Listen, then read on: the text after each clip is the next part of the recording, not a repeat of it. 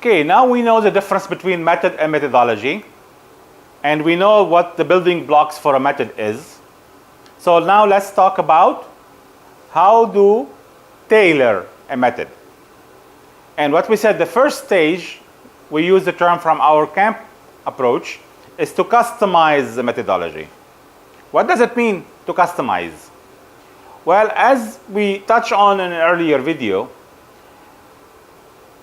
one of the foundation for the method is the project life cycle. The project life cycle vary from industry to industry.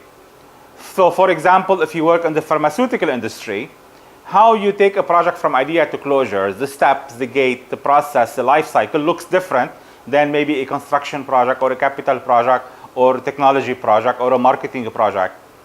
So project life cycle are directly related to the industry.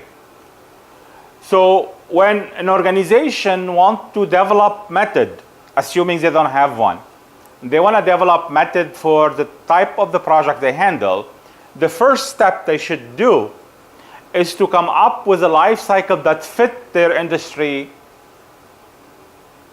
and their domain. So if they are, what that means is basically, is that if the company does real estate development, a project life cycle in one company in UAE, it could be quite similar to a company that does the same type of work in Japan or in Mexico. So basically the life cycles are closely related to the industry. It will not be identical, but closely related. Somewhat will have similar type of phases and stages and ideally gate. Now the detail might be different from one organization to another.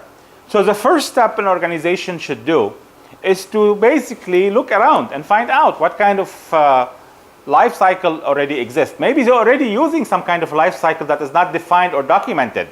So they can they can look at the work they do and draw the project life cycle the way it should look for their industry.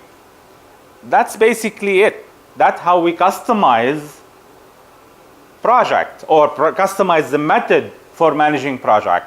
So an industry, an organization, a PM department, a PMO, a consultant within that organization should establish a kind of a high-level project life cycle to fit that organization work, maybe establish governance structure and control through the gates and so things like this. That is step number one.